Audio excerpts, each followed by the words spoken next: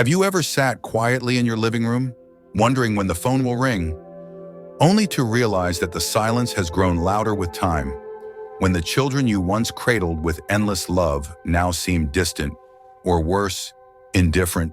The ache can cut deeper than words, but here's a truth that brings hope: reacting with anger or sorrow will not heal the distance. Wisdom and calm will. In today's video, I'll share 8 heartfelt approaches that can help you rebuild connection, dignity, and inner peace. Stay with me. A new chapter may be closer than you think. Number 1, don't react in anger. Pause and reflect. When the ones we love most, our own children, hurt us with distance or disregard, the pain cuts deeper than words can express. It's only human to feel a surge of anger, a desperate urge to cry out, "How could you treat me like this after everything I've done for you?" But in moments like these, where the heart feels heavy and pride feels wounded, there lies a quiet strength in choosing stillness over reaction. Let me share with you the story of Mr. Tanaka, a retired school teacher who spent his life shaping young minds with patience and kindness. In his 70s, he found himself waiting by the phone for calls that rarely came, yearning for the warmth of his children's voices. One evening, after another unanswered call, anger rose within him like a storm.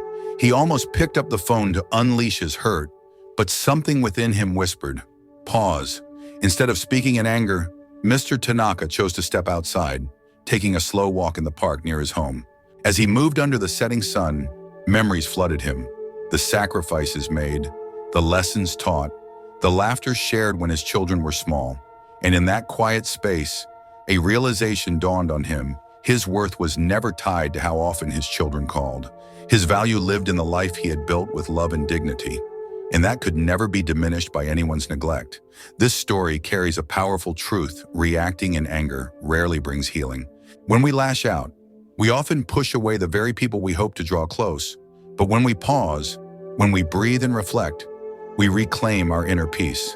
We remind ourselves that dignity is not something given by others. It's something we nurture within our own hearts. The next time hurt stirs within you, try this step back, breathe deeply, and place your hand over your heart. Remind yourself of the countless beautiful things you've done, of the life you've built with your own 2 hands. You are not diminished by someone else's actions. You are a testament to love, resilience, and grace. In choosing calm reflection over anger, you don't just protect your peace, you pave the way for better communication, deeper understanding, and perhaps, over time, a restored relationship. And even if that restoration takes longer than you hope, you'll walk each day with your head high, carrying the quiet, unshakable dignity that no disappointment can ever take away. Because in the end, it is not anger that strengthens the spirit, it is wisdom, patience, and the deep, unwavering knowledge of your worth. Number 2, rebuild your own life. Find new purpose. When the ones you love grow distant, it's easy to feel lost, as if a part of your world has gone quiet. But the truth is, one of the most powerful acts of healing you can give yourself is to turn inward, to rebuild your own life with care, hope, and new purpose. Instead of waiting by the window, longing for a call or a visit, you can begin writing a new chapter, one where your happiness no longer depends on the attention of others, but grows from within. Take the story of Mrs. Elena, a warm-hearted widow in her late 60s. After her husband passed away, her home, once filled with laughter and busy conversations, grew painfully silent. At first, she spent her days sitting by the phone, aching for the familiar voices of her children. But days turned into weeks, and weeks into months. One morning, as sunlight streamed into her kitchen, she realized she had 2 choices: continue waiting or start living. That very morning, she found a forgotten packet of seeds tucked away in a kitchen drawer. Almost on a whim, she walked outside and planted a small patch of flowers. It seemed like such a small thing at first, watering, tending, waiting for the first green shoots. But something inside her began to bloom. 2. Gardening became her joy, her daily meditation. She joined a local gardening club, met kindred spirits, and even began sharing baskets of fresh vegetables with neighbors. Her laughter returned, her steps grew lighter, and an unmistakable sparkle returned to her eyes. Then, something unexpected happened. One afternoon, her daughter called, "Mom, she said. "You sound different, happier. What's your secret?" That simple conversation opened the door to more. More visits, more talks, more connection. Elena's children no longer saw her as someone waiting for their time. They saw her as a woman radiating a life of her own. And that's the heart of it. A fulfilled soul is hard to ignore. When you nurture your own happiness, you don't just heal yourself. You become a quiet, powerful magnet that draws others back to you. Your energy changes. Your spirit lifts. Your life becomes rich again, not because you chased after anyone, but because you invested in yourself. So if the ache of being overlooked weighs heavy on your heart, let it be the sign you need to plant new seeds. Explore hobbies, join community groups, volunteer where your heart feels called, create mornings you look forward to, and evenings you savor. In doing so, you won't just rebuild your life, you'll rediscover the beautiful, unstoppable spirit that's been within you all along.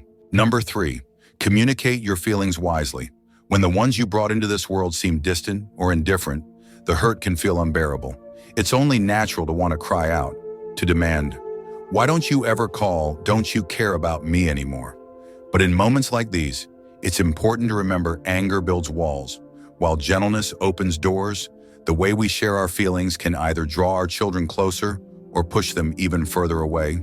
Let me share with you the story of Mr. Anderson, a retired carpenter who once faced this same heartache. For months, he sat by his window each evening, quietly hoping to see the headlights of his son David pulling into the driveway. But the road remained empty, and so did his heart. Many nights, Mr. Anderson picked up the phone, ready to unleash the storm of disappointment he carried, but deep inside, he knew frustration wouldn't heal the distance. So, he chose another way.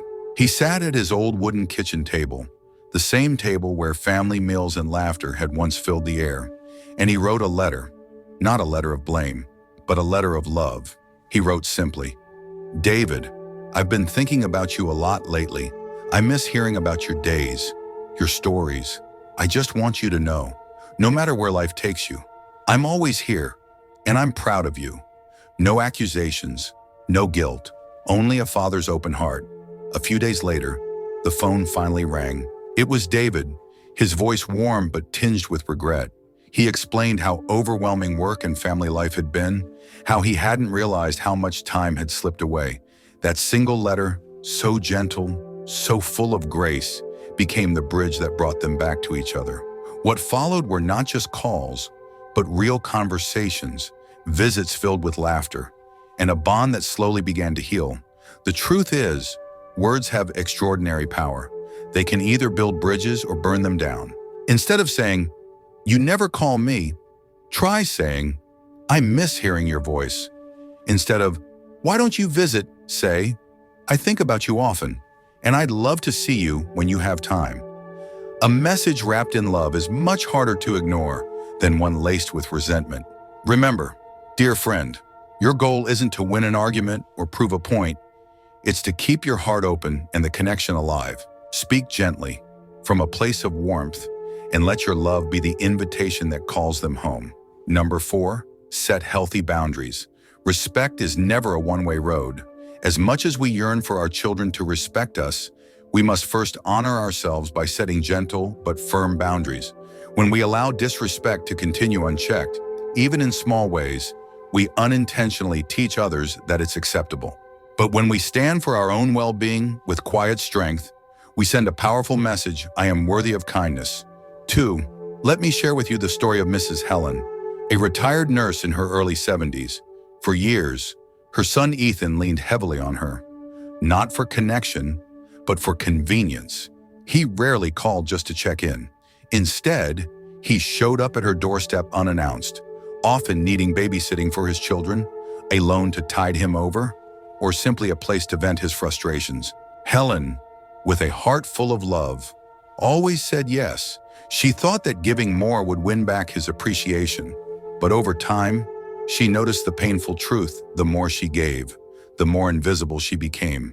One afternoon, after another rushed request to watch the grandchildren, Helen did something different. She smiled gently and said, "Ethan, I love you, but today I have plans of my own." At first, Ethan was stunned, even frustrated, but Helen remained kind and consistent. She stopped rearranging her life for last-minute favors. She began attending a local art class she had always wanted to try. She reconnected with friends for weekly coffee dates. She filled her days with things that nourished her spirit instead of draining it. And then, slowly, something beautiful happened. Ethan noticed. Without his mother constantly at his beck and call, he realized how much he had taken her for granted. Visits became less about asking for favors and more about genuine conversations. Respect found its way back into their relationship. Not because Helen demanded it, but because she lived it. The lesson here is simple, but profound. Setting healthy boundaries isn't about shutting people out. It's about honoring your own heart first.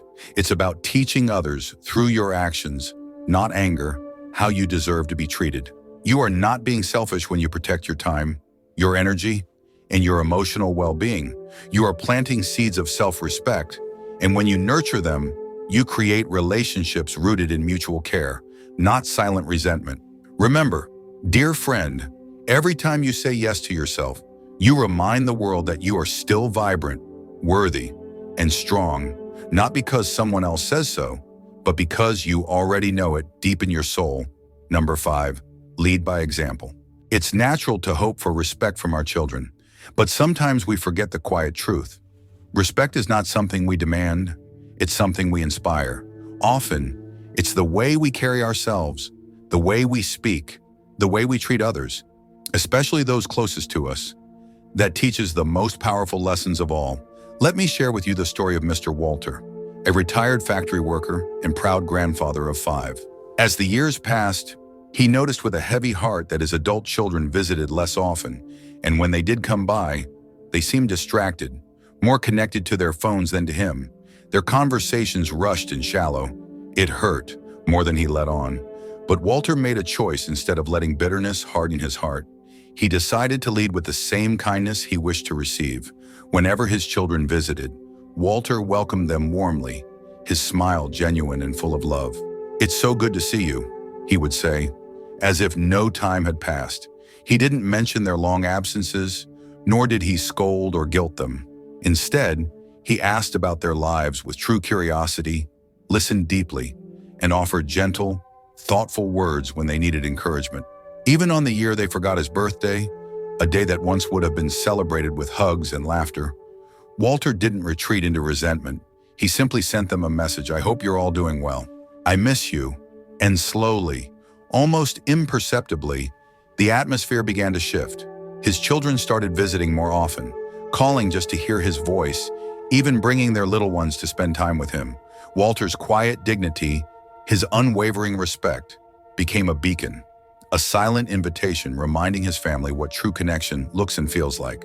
The truth is, respect is contagious. When you show it consistently, without demands, without bitterness, it plants a seed. It may not bloom overnight, but in time, it grows into something real and lasting. If you want your children to treat you with kindness and honor, show them every day what that looks like. Speak with patience, act with grace, love without keeping score. And even if change comes slowly or looks different from what you expected, know this: you have already won.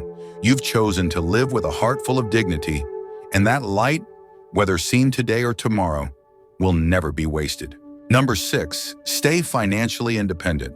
As the years go by, one of the most empowering gifts you can give yourself and your family is the gift of financial independence. It's natural to think that your children will step in as you age. And yes, their love and support can be a beautiful source of comfort, but when financial reliance becomes a necessity, it can quietly open the door to tension, guilt, and even resentment on both sides. True independence, however, commands a different kind of respect, the kind that runs deep and unspoken. Take the story of Mr. and Mrs. Dawson, a retired couple in their 70s. When they hung up their working hats, they made a brave, intentional choice. They downsized their spacious family home, simplified their lifestyle, and focused on living within their means. They created a careful budget, prioritized only what truly mattered, and avoided debt wherever they could. Life became simpler, but also lighter, freer. At first, their children didn't think much of it. They assumed their parents were simply being frugal, but over time, They noticed something powerful. Mr. and Mrs. Dawson never asked for money. They never hinted at financial struggles. They lived gracefully, confidently, handling their affairs with a quiet dignity. Eventually, their children started turning to them for advice, asking how to save, how to plan for the future, how to live without fear of burdening others. Respect grew naturally, not because the Dawsons demanded it, but because they lived it. By standing strong on their own feet, they became figures of quiet inspiration, examples of what it means to age with pride and purpose. The lesson here is simple, but profound. Financial independence isn't about rejecting help when you truly need it. It's about showing, through your everyday choices, that you value your own dignity. It's about giving your children the freedom to love you without feeling obligated, to offer support as a gift, not a duty, managing your affairs, making thoughtful decisions, and living within your means. Send a message louder than any words. I am still capable. I am still strong. I am still Mia. And when your children see that, they will not only admire you, they will carry your example into their own futures. So honor yourself by building a life that remains firmly, proudly your own. It's one of the greatest acts of love you can offer to yourself and to those you hold dear. Number 7, forgive, but never forget your worth. When the ones you love the most, your own children, hurt you with distance or disregard, forgiveness can feel like an almost impossible mountain to climb. But here's the gentle truth. Forgiveness is not something you offer for their sake. It's a gift you give yourself. Holding on to resentment only anchors you in pain. Forgiveness, on the other hand, frees your heart to move forward with peace. Yet even as you forgive, you must never, ever forget your own worth.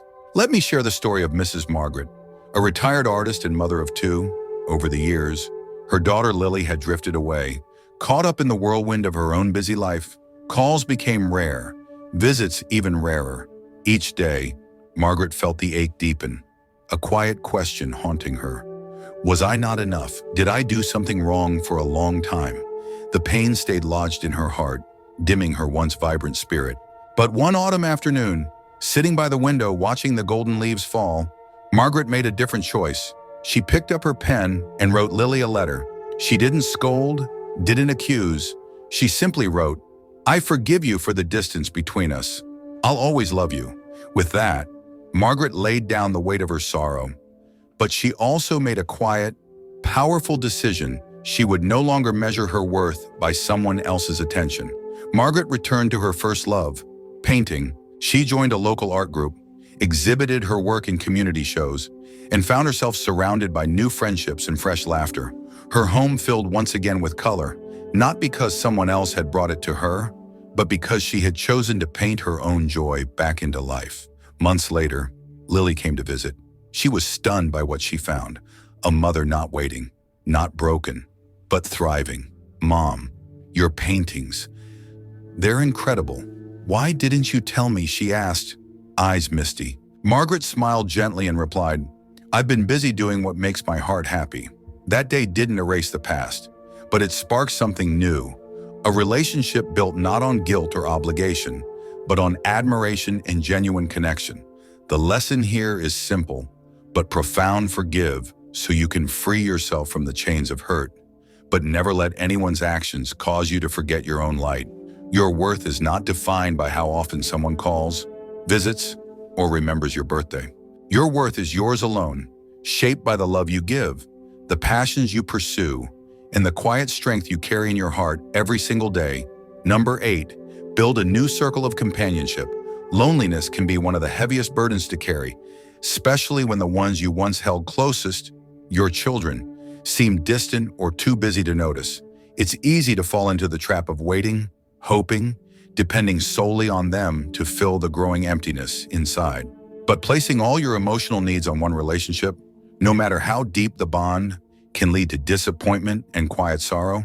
There is another way, a way to breathe life back into your days and reclaim the joy of connection. Let me share the story of Mr. Leonard, an 82-year-old widower with a heart full of stories but no one left to tell them to. For years, he depended on his son and daughter to visit, to call, to simply sit with him for a while.